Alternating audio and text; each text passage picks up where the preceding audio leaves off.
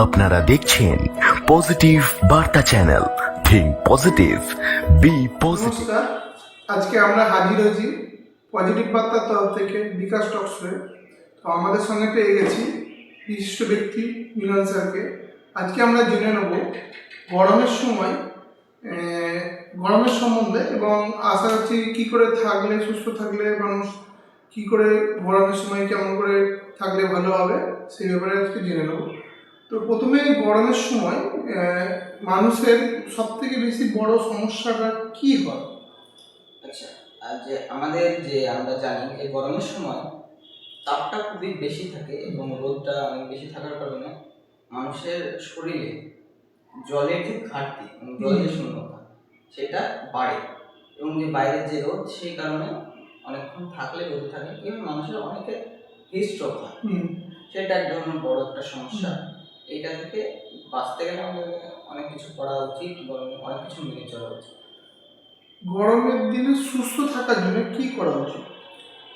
গরমের দিনে সুস্থ থাকতে গেলে বেসিক্যালি আমাদের করতে হবে কি, যে জল যে শূন্যতা যেটা আগেই বললাম সেটা মেনে চলতে হবে। কি করতে হবে, জলটা অনেক বেশি করে পান করতে হবে।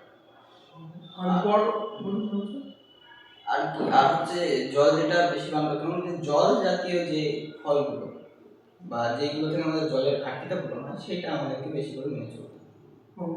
তারপরে রোদের জন্য কি করা উচিত, মানে গরমের দিনে?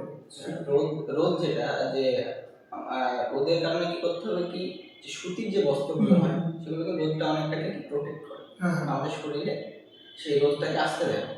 মানে রোদের যে হিটটা সেটা অনেকটা কম থাকে, সুতির বস্ত্র পরতে হবে। আর কি করতে হবে কি, সানগ্লাস ইউজ করতে হবে রোদে বেরোতে গেলে। আর 11টার পরে এইটা আমাদেরকে খুব বেশি করে মানা উচিত, কারণ 11টার পরে কি রোদের তাপমাত্রাটা অনেকটা বেশি থাকে। সেই কারণে এই টাইমটা যতটা সম্ভব হয় কি আমরা বাইরে যাব না, এটাকে অ্যাভয়েড করে চলবো, সরাসরি রোদে যাওয়া। আর সকালবেলায় কি খাবার খেলে ভালো, মানে কি খাবার খাওয়া উচিত গরমের দিনে বেশি করে?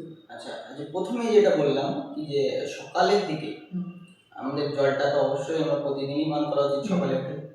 আর যে 2 থেকে 3 লিটার যে জলের আমাদের প্রয়োজন হয় শরীরে, সেইটাকে মেনটেন করে চলা। আর যে শশা, দই, তারপরে যে জল জাতীয় খাবার, তরমুজ, এইসবগুলোকে বেশি পরিমাণে খাওয়া, এইগুলো আর কি। ধন্যবাদ জানাই স্যার এর কাছে। আর অনেক কিছু আজকে শুনে নিলাম। পজিটিভ বার্তায় এরকম বিকাশ টকশো আবার আমরা আসবো। ধন্যবাদ। ধন্যবাদ সবাইকে। সুস্থ থাকবেন, সবাই ভালো থাকবেন। আর সামনে যে গ্রীষ্মকাল আসছে, এটাই সবাই সুস্থ থাকুন, সব কিছু মেনে চলুন। আপনাদের সুস্থতা আমরা কামনা করি। ধন্যবাদ।